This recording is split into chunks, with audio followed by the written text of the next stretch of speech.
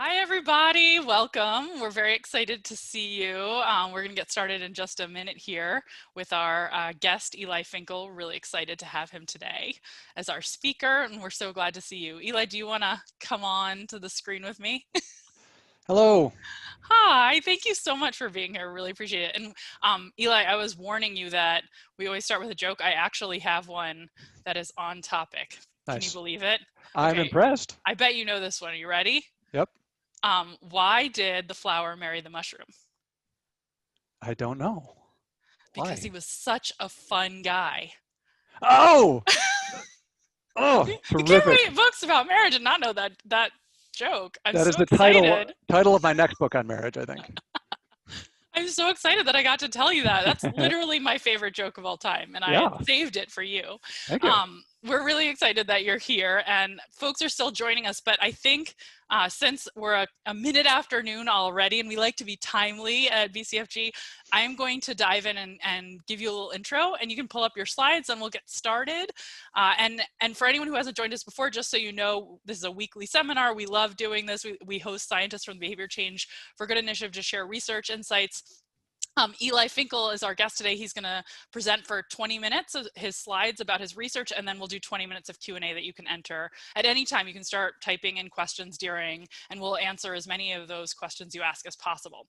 So just to introduce Eli before he dives in, Eli Finkel is an amazing professor at Northwestern University. He has appointments in psychology, and in the Kellogg School of Management, and he's published well over 100 scientific papers, written a best-selling book called The All or Nothing Marriage, and he's also a contributor to the op-ed page of the New York Times. So an all-around star, also really funny. So if you like our jokes at the beginning, just wait.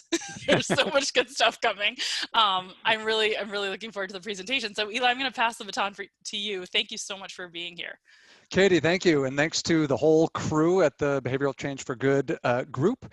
Today I'll present on this topic, bank account structure and marital quality in newlyweds. This is a longitudinal field experiment. I'm extremely excited to share this research with you, other than a quick small lab session last week. This is the first time we've ever shared the work with the public. So this is a basically breaking news bulletin from the Behavior Change for Good initiative.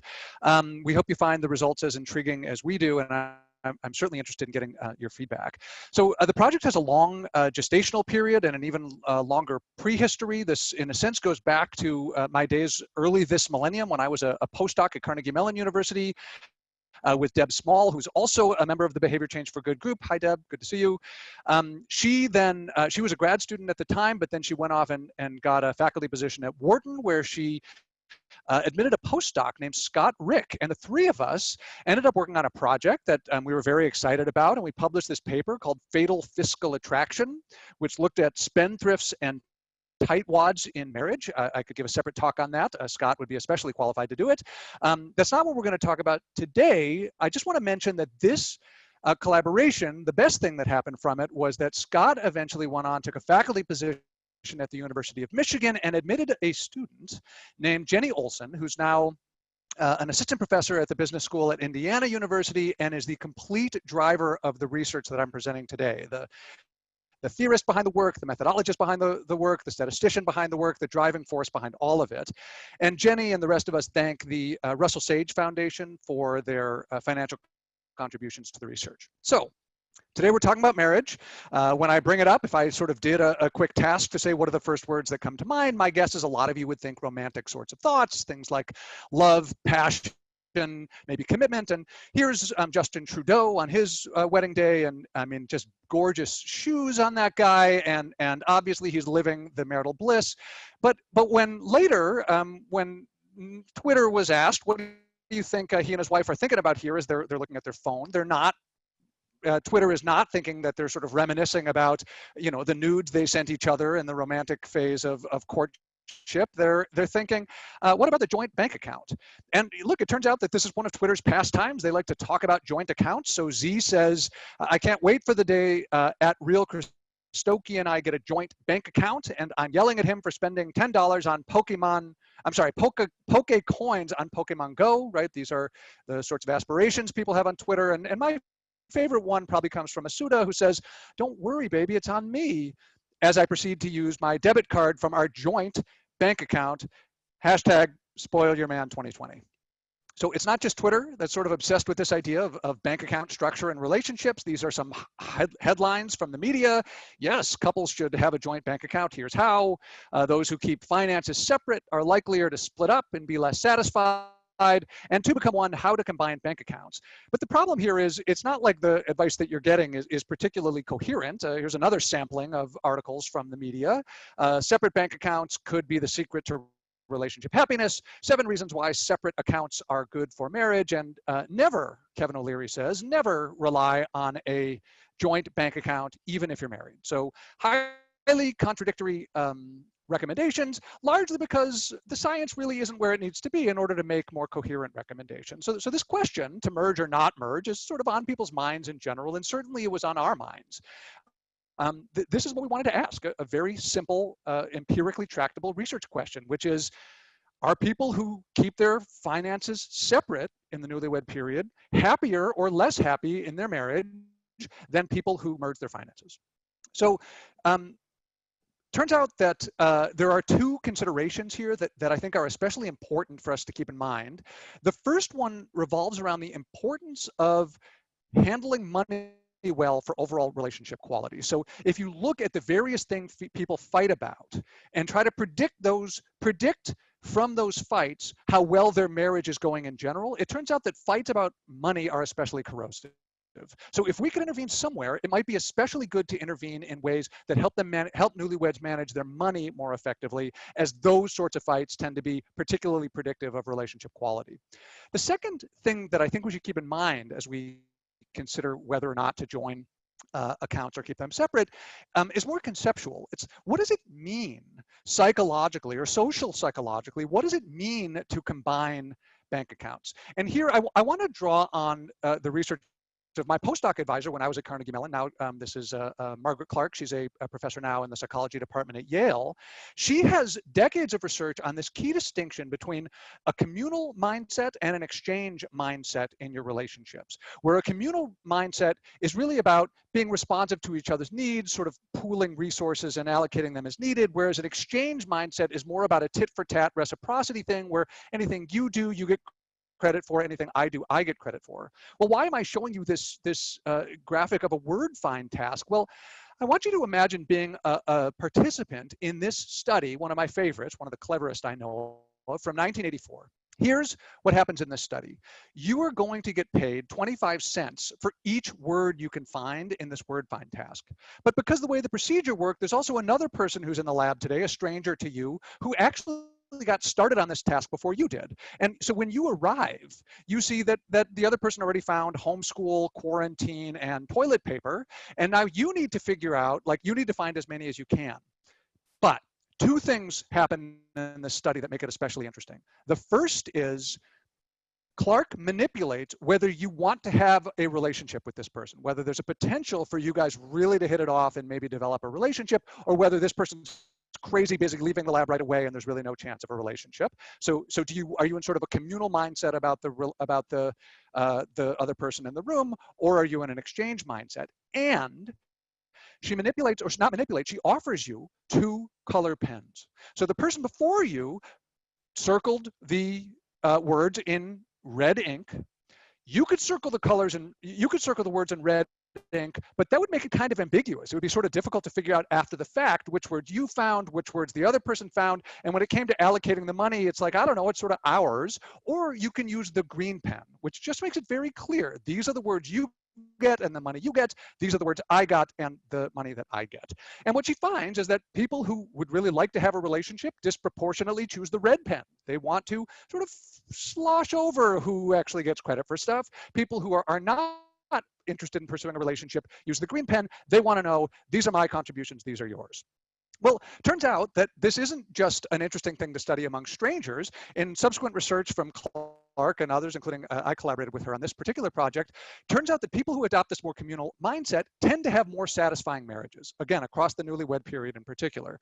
And so what we wanted to do in the current line of research is consider, is it possible that a joint bank account structure is basically a communal mindset induction? That it basically, in a very significant domain of life, makes us think in terms of ours rather than in terms of yours and mine.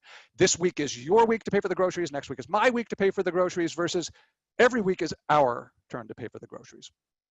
Okay, the issue is significant because it turns out, and here I think I'm breaking news to a bunch of you, and it's not good news, that it turns out that if you plot marital quality over time among the average couple, it goes down.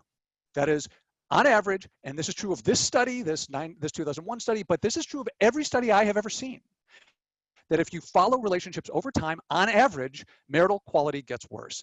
Now, that's particularly true in this newlywed period that relationships researchers sometimes call the connubial crucible. And the reason why we call it that is because the dynamics that we develop in these first couple years of the relationship have predictive ability to predict the long-term trajectory of the relationship.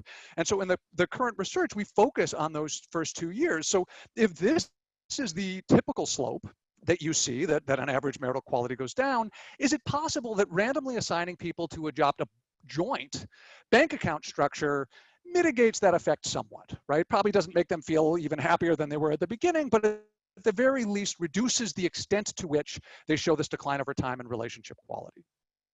There is some evidence on this question thus far. We are aware of 4 studies, some published, some unpublished, that demonstrate a positive association of joint bank account structure and relationship quality. That is, people who tend to have a joint bank account also tend to report greater satisfaction and less conflict in their relationship. And in a particularly impressive study, they also exhibit a greater likelihood of still being together 10 years later. So this is correlational evidence, which means that although it is strongly suggestive that there might be a link here, there are other possible explanations, including the possibility that people who are happy and trust their partner a lot are more willing to merge their finances than people who are less happy. So there is no experimental research. And by the way, I have heard that this is a little louder than intended. So you could turn down your volume slightly. 3, 2, 1. No experimental research.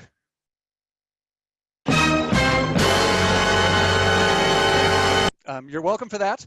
So we conducted a study. We conducted a longitudinal intervention where we tried to test these hypotheses. The first one is not even interesting. It's basically a replication. So is it true in our sample, like in every other sample, that marital quality declines over time? Then we get to our more interesting or novel hypotheses. Now, I should say here that when we pre-registered this hypothesis before conducting the analyses, we actually listed it as a research question. We were open-minded to the possibility that, sure, it might be that having a joint account makes you more communal and that's good for a relationship, but maybe it makes you like micro-monitor what everybody's doing with every expenditure and you could fight more often. So it wasn't hard for us to imagine the effect could go either way. Today, I'll present this as if it's a hypothesis, but we were open-minded to either causal direction. Second hypothesis is that participants assigned to adopt a joint bank account structure are buffered against this downward trajectory of marital quality over time. And then finally, this buffering effect of being assigned to the joint account is mediated by greater financial harmony. So is it possible that if it's true that being assigned to the joint account buffers you against marital decline over time, is that effect driven in part by the fact that we just get along better about money because we're in the joint account condition? Recruitment was a nightmare. Anybody who's done this sort of research with couples, longitudinal research, will have some sympathy here. Jenny was heroic and also slightly stalkery. Here she is at infiltrating, I kid you not, a bridal fair, bridal show, I think is what this is. We posted on Facebook and Twitter to try to recruit people. We posted ads in Wedding Bee and on Craigslist. When Jenny was running studies on Mechanical Turk, she was always at the end saying, are you about to get married? If so, here's some other study that we know about, or that you can participate in. She was able to coordinate with a jeweler to get their mailing list. And so we sent literal mail to some people to try to get people, and then word of mouth. We basically were doing whatever we could to get the biggest sample that we could. And Jenny heroically ended up with 230 newlyweds who were willing to sign up for this longitudinal study that's about, bank account structure. This is, of course, 460 people. And the inclusion criteria here are, if you were going to be eligible to the study, you'd have to be either engaged to be married or married less than a year. Both of you would have to be entering your first marriage. Both of you would have to be currently living in the United States. And currently, and both of you, you would currently have to be using separate accounts only. So we started with a situation where everybody had separate accounts. They had separate accounts before they met, of course, and they hadn't yet merged their accounts. They were still separate, which meant that we could control, like, are you supposed to keep them separate or are you going to merge them, or some other possibility? We ended up with a sample. The median age was about 28, a reasonable range. Median household income, fairly typical for the US, about 50K. The range was, again, fairly large. 74% identified as white. 36% had a bachelor's degree or more. And the longevity with their partner, they knew their partner for an average of 5 years, and they had been romantic for an average of 3 at the beginning of the study. Okay. So what we did is we assessed their relationship quality and financial harmony a number of times, 6 different times over the course of 2 years. You can see it's a little bit front-loaded here. We did a little more intensive at the beginning than in the second year. But overall, we get a snapshot of their first 2 years of marriage, what again, relationship scholars call the connubial crucible. And then we assessed 2 different variables. We assessed more than that, but in terms of relevance for today, relationship quality assessed with standard measures like, please indicate the degree of happiness, all things considered, in your relationship, and the sense of financial harmony. So for example, again, standardized measure, when it comes to our finances, my spouse and I see eye to eye. So these are ways of assessing how we assessed relationship quality and financial harmony, which we assessed at all 6 of these waves. Okay, 3 conditions, and here I'm going to come back to this. You can see already that we have more people assigned to the joint condition than the other 2 conditions. I'll explain why that is momentarily. For now, I want you to imagine that you were assigned to this study, that you had signed up for this study, and that you were assigned to the joint condition. So here are the instructions you would get. For the duration of this study, 2 years, we ask that you open and then use only joint savings and or joint checking accounts. And then we also ask them, this is a big ask, within 3 months, we ask that you send documentation verifying that you have opened at least 1 new joint account. If you were assigned to the separate condition, these were the instructions. For the duration of this study, we ask that you use only separate savings and or separate checking accounts. And we ask that you refrain from opening or using any joint savings and or joint checking accounts for the duration of this study. And if you were assigned to the no intervention group, 68 couples, for the duration of this study, 2 years, we ask that you manage your finances as you see fit. This may involve using separate savings and or checking accounts, joint savings and or checking accounts, or some combination. The choice is yours. Now, the reason why we oversampled in the joint condition, and specifically what we did is we did block randomization, where for every 7 couples we got, we randomly assigned 2 of them to the no intervention group, 2 of them to the separate condition, and 3 of them to the joint condition.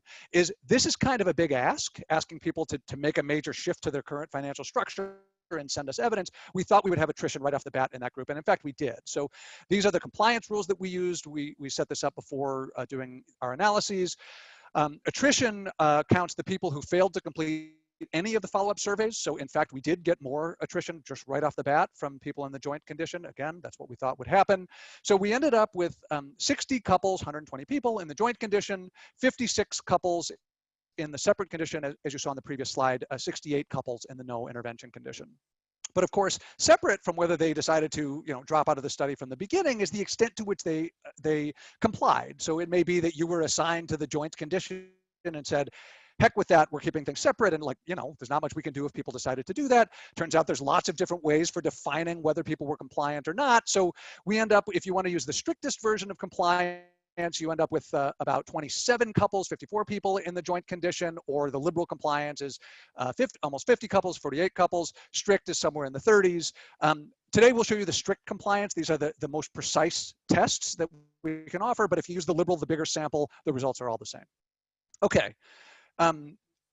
This is just the results from the no intervention group. This question of, do we replicate this standard effect that everybody always shows? And I'm sad to tell you that we do. Of course, your marriage will not show any of these effects, but the average marriage does decline over time. That certainly happened in this sample. Now we get to the crux of the issue here. So what were the consequences of random assignment to the joint, to the separate, or to the no intervention condition? What were the consequences of that for relationship quality over time? So this is, of course, relationship quality over time, and then here's the 24 months of the study. So we see this is basically similar to what I showed you on the previous slide, with the one caveat that this is like model implied from a dyadic growth curve model. Don't worry about the details if you're not familiar with the stats. So we see that people in the no intervention condition become less happy in their relationship. People in the separate condition also become less happy over time in their relationship. It might look like that effect is different, like those two slopes differ. Statistically speaking, they don't. Both of those are negative slopes and they do not come close to differing from one another. But what happens in the joint account condition? Are they in fact buffered? Well, lo and behold, they are. And if anything, there's a non-significant trend in a positive direction. And again, you don't really see this, where if anything, people go from newlywed to slightly more happy. But again, let's just call it flat because there's no evidence for a slope in either direction. What I can tell you is that the red slope differs significantly from each of these other two slopes. And at the 24-month point, at 2 years into the study, these people assigned to this condition are significantly happier than people assigned to either of the other two conditions. What about this idea? So what's driving the effect? Frankly, we don't have full knowledge of it, but we have some clues here that I think are pretty interesting. So is it the case that one reason why people in the joint condition are buffered against that downward slope of relationship quality over time is that they just get along better about money? Remember, these were items like we see eye to eye about finances and the like. Well, let's look at what happens on that measure. So if we look over time, this is a graph that is similar in structure to what we showed you before, except this time we're looking at financial harmony instead of overall relationship quality. So it turns out, I'm not aware of any previous research that looks at this over time, this variable, financial harmony in marriage, it's flat. So it turns out that in the no intervention group, people don't get any more or less, statistically speaking, don't get any more or less happy with their financial harmony over time in the newlywed period. Same for the separate condition. Again, this might look like there's a difference between these two conditions. There is not. Those are both statistically flat and no different from each other. But the joint condition is interesting. There's this quite robust, quite strong increase in the extent to which people feel like, yes, we see eye to eye about finances as a result of having been randomly assigned to the joint condition. And one thing I want to say about this is that if you look at the extent to which this like buffering effect over time on relationship quality as a function of joint account. So if you look at the extent to which having a joint bank account structure, being assigned to that structure, buffers you against the bad slope over time and marital quality, 75% of that effect seems to be driven by the fact that you just get along better when it comes to money. You are in this condition, you get along better when it comes to money over time, and consequently, you tend to have a better overall relationship over time. Okay, 2 robustness checks. First, there's no evidence here that, that intake relationship quality or intake financial harmony differed between the compliers and the non-compliers. So it's not the case that only the really happy people in the joint condition stayed in the study. There's no evidence for anything like that. And also the results were commensurate, really similar, basically, I think virtually identical conclusions when using the liberal instead of the strict inclusion criteria. One last thing, we can look at the no intervention results. So we had 68 couples who were in that condition where we didn't intervene, which allows us to speak directly to the correlational research from those other 4 studies. And what we see here, again, this is using the same compliance rules as before. You see here that there is an effect, or at least a trend, such that people, the blue line is higher than the red line, which means that people who self-selected into the joint account structure are happier than people who self-selected into the separate account. But that effect is there at baseline, which is consistent with maybe the other causal direction, that people who are happy choose to merge their accounts, which is a different causal direction, if it's true, than the one we found with our experimental work. I will say this is from the strict compliance. We also explored the liberal compliance, including more of the people, more statistical power. And here you get a slightly more nuanced story. So once again, you see this blue line is higher than the red line, but now the interaction effect is also statistically robust, which suggests that above and beyond any tendency for happy people to merge their accounts, there seems to be also an effect that if you've merged your account, your downward slope of marital quality over time is less severe, which is, again, consistent with the previous literature. Okay. First, summary, marital quality declines during these newlywed years. We find that, like everybody else finds that, being assigned to merge finances buffers against this decline, and that this buffering effect appears to be driven in part by increased financial harmony. The no intervention condition shows that relationship quality appears to precede the decision to merge accounts, again, at least among people who are opting in to their account structure. And there's some evidence, maybe weak evidence, but consistent with the existing literature, suggesting that deciding to merge accounts, so opting in, may well mitigate the decline in marital quality over time. There are some limitations in future directions. I'll just throw these out maybe as part of the way to have a little bit more discussion. We did have this selective attrition and compliance problem. We tried to rule that out, but there's no way you can entirely rule that out as alternative explanations. What about other cultures? So this is in the US, but not everybody manages finances the same way. It'd be interesting to replicate this in other contexts. And for me, this is the most interesting question. How exactly does merging accounts increase financial harmony and relationship quality?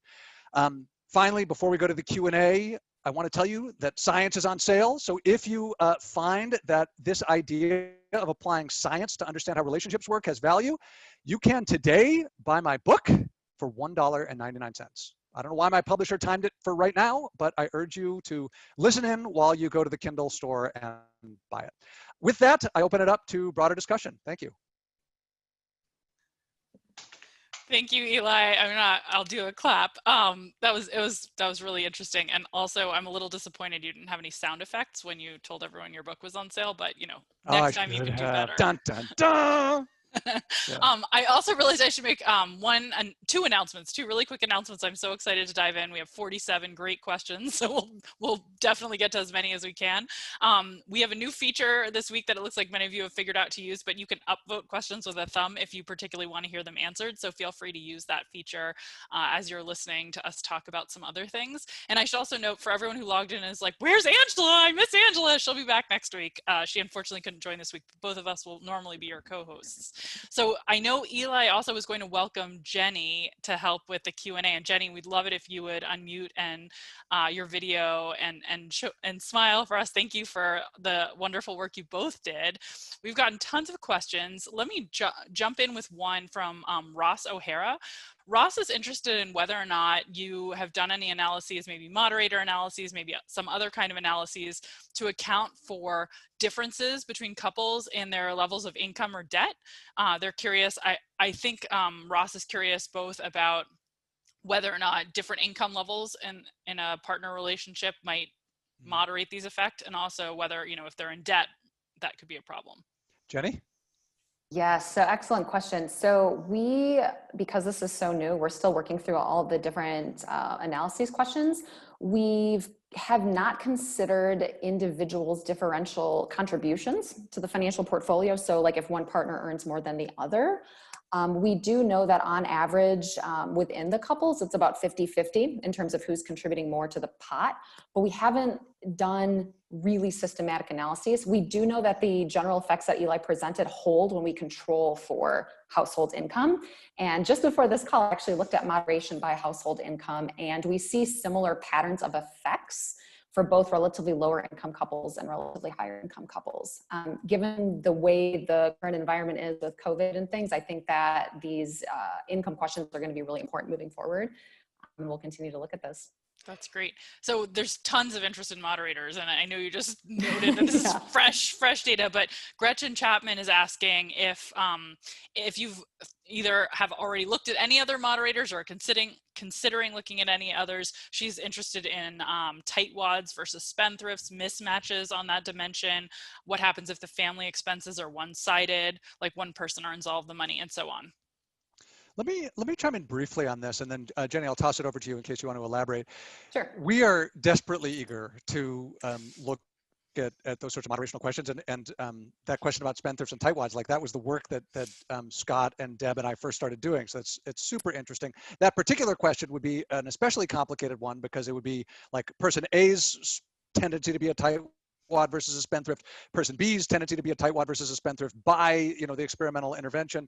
The problem is statistical power. So the problem is how to keep enough, how to recruit enough people and then keep enough people to feel confident that your tests are going to be able to realistically find effects that exist in the population. And so even though we were able to get 230 couples, 460 people, things do start to get thin as we try to say, for whom is the joint bank account structure better or worse? So even when we find null effects for the interaction effects, I don't feel that confident in our ability to say it's not there or it is there just because we would really need to do a much more massive study. And this really was sort of a proof of concept level study. Jenny, anything to add to that, or you're good? Yeah, no, just to reiterate that this project is very complicated statistically speaking, and being able to capture these nuances. This is a conversation we had from day one in terms of for which types of couples these dynamics are going to be observable.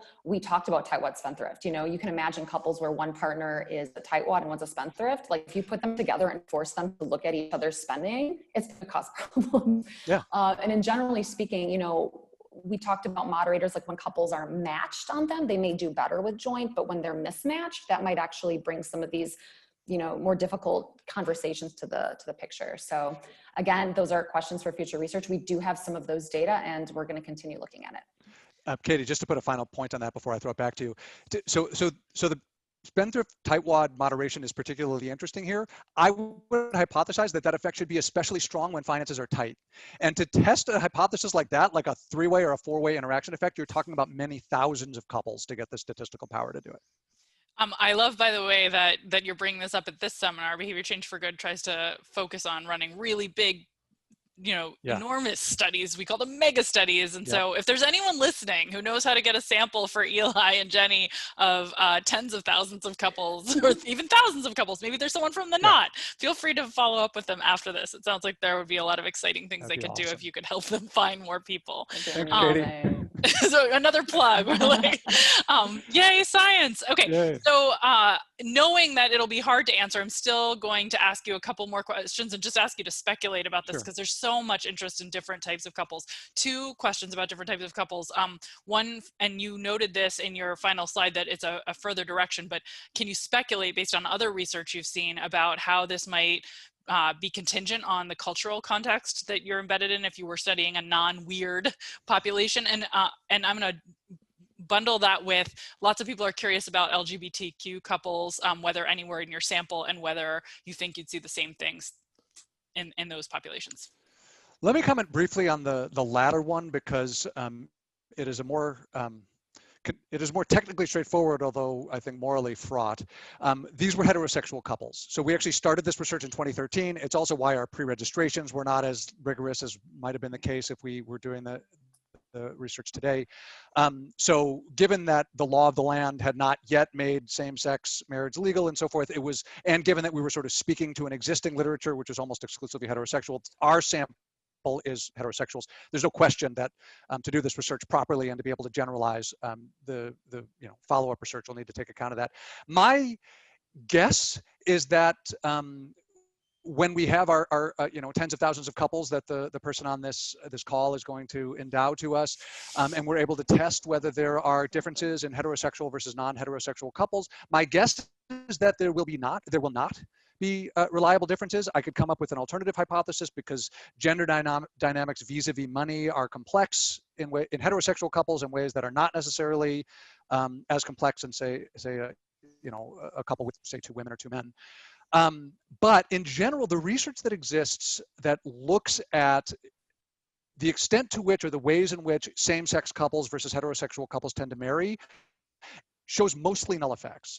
And in some ways we shouldn't be shocked because the sorts of questions that are generally interesting to people in sort of my world, sort of relationship science, relationship psychology, are often things like the importance of responsiveness. So how is it that you can, listen better in a relationship? And it turns out, that in general, the way to listen well to a gay partner is pretty much the same as the way to listen well to a straight partner. And so if you're talking about fundamental dynamics that are essential to the human psyche, you're not really seeing big differences there. There are some differences in terms of the norms people adopt. So gay men are a little bit more likely than either heterosexual couples or lesbian couples to have an open or not entirely monogamous sort of relationship structure. You do see differences like that, but what makes a responsive partner is the same across the three contexts.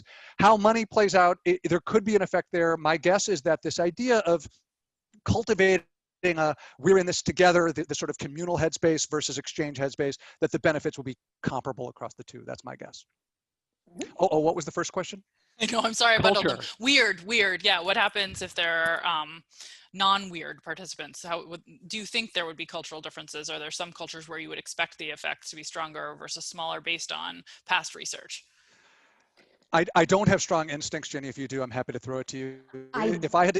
Just one quick thought. If I had to give it off the top of my head, I would say that this is probably a more intrusive manipulation among less egalitarian countries. So to the degree that it is understood that, for example, the man is in charge of the money, what would it mean to randomly assign people to a separate condition? Like, it may be the case that in contrast to the US, where the effect is really in the joint condition, not in the separate condition, maybe relative to the control, maybe in countries where it is so unusual for a woman to have, her own money and more power over the financial circumstances in the household, maybe it would be the separate condition that would really diverge from the other two. But I don't know. Jenny, any thoughts on this? So two things. Back to the LGBTQIA question, and how it's related to gender dynamics. That was something that we also talked about. And I just want to make sure everyone's aware of this. We do not see any differences between male partners and female partners. Both males and females benefit equally from the intervention,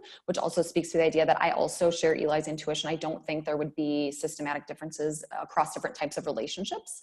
And then I also wanted to bring up the question about the culture thing, because I've had informal conversations with my colleagues at work. You guys know who you are if you're listening.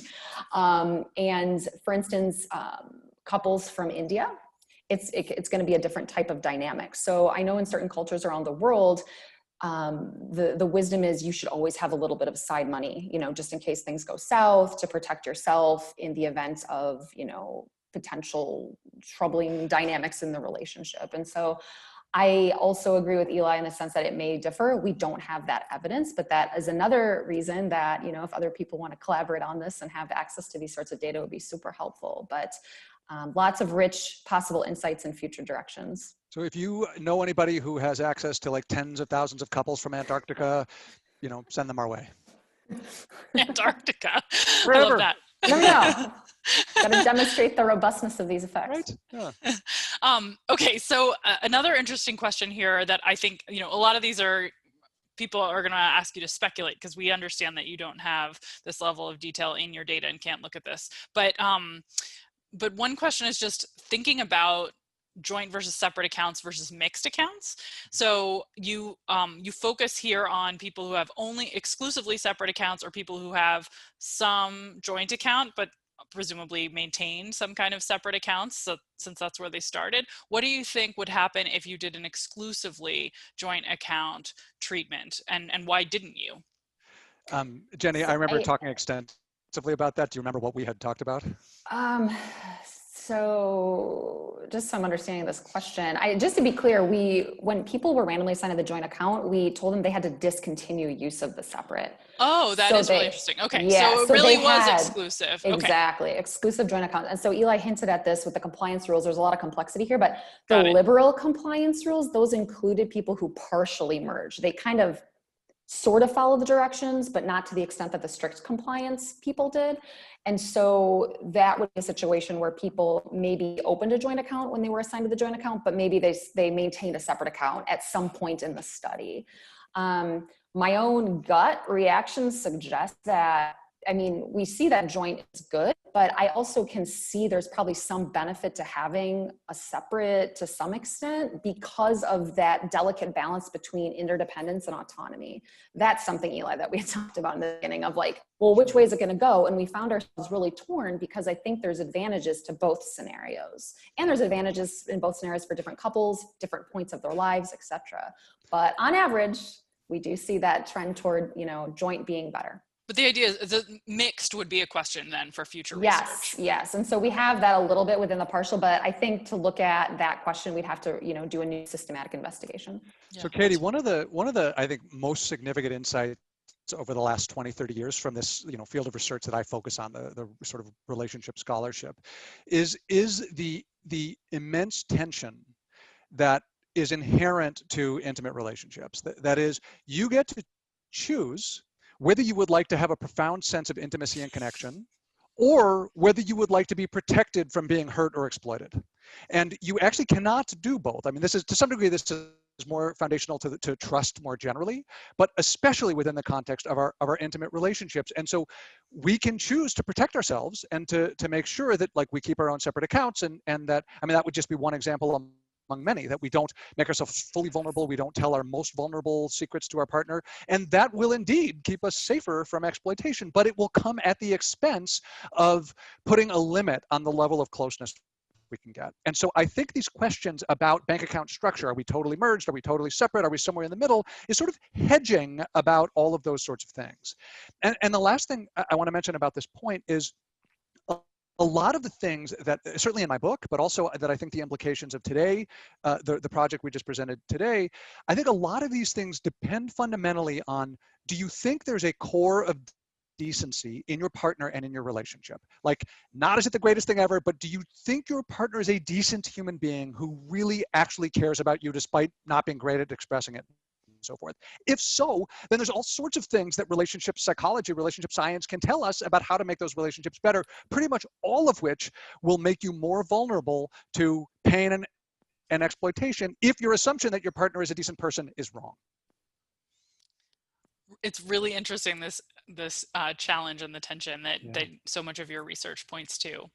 I'm going to go to a really technical question because it's come up from lots of people, and I know you discussed this a bit and probably don't have the ability to do anything about it, but a bunch of the folks who are listening and chiming in are pointing out that the selection effect is a problem, right? That you had more dropout in the joint condition than in the separate bank account condition, and wondering if there's anything you can or have done to correct for it. One person asked, is there any way you could do an intent to treat analysis? Did you even collect the follow-up data for those folks? So I just wanted to give you the chance to respond to those questions and ask if there's anything you have done or could do. Let me start with a sort of a high-level reaction, which is, that is for sure true, and in some sense we knew it from the start, right? Like even when designing the way our randomization was going to work, we knew we were going to lose more of those people because we were just doing a bigger ask in one group than the other, and there's no way ever to be certain that some unknowable element didn't add to that problem. We do, of course, do the sorts of things I mentioned earlier, which is, there weren't any differences at baseline on the key variables of interest, which reduces the magnitude of the concern, but certainly doesn't reduce it to zero. There could have been a version of the study. Again, this gets to, like, if we had tens of thousands of couples, we probably would have done this. There is a version of the study, I think, where we recruit half of the people who haven't yet merged and half of the people who have already merged, and then you end up with this, you still end up with a systematic attrition problem, but at least it's not systematic in the same direction, right? Where in our study, the people who hadn't yet merged and we told them not to merge didn't have to do anything. The people who hadn't yet merged and we told them to merge did have to do something. You could imagine in the other way, that everybody in some other condition started as merged, half of them stayed that way, half of them separated, you would get more attrition in the people asked to do that thing than otherwise. And to the degree, you never can fully solve the problem, but to the degree that the results were comparable across those two different approaches, you would start, increasingly gain confidence that the effects are robust. Jenny, anything to add on the more technical side? No, other than that's something that we've also talked about. Like, yes, the analyses that we presented here were the per protocol analyses. And so we hope to do some intent to treat because we did continue to follow these couples over time, even if they weren't explicitly following our directions. And so here's another plug. If anyone has extensive experience with dyadic longitudinal data analyses with intent to treat, please email me. That's great. Well, I'm glad to hear that you have the data and the ability to do the intent to treat, and that's exciting. And it also sounds like, I'm sure your power will be an issue with that, but if somebody listening works for the knot and can get you those 10,000 couples for your next study, intent to treat will be very viable. So fingers crossed. Thank you guys both. I want to make sure we end on time. This has been fantastically interesting and really appreciate you being our speaker today, Eli and Jenny. Appreciate you joining to answer questions as well. Thank you. Thanks to you and your crew. Take care, everybody. Have a great week. We'll see you next Monday. Bye, everyone. Bye-bye.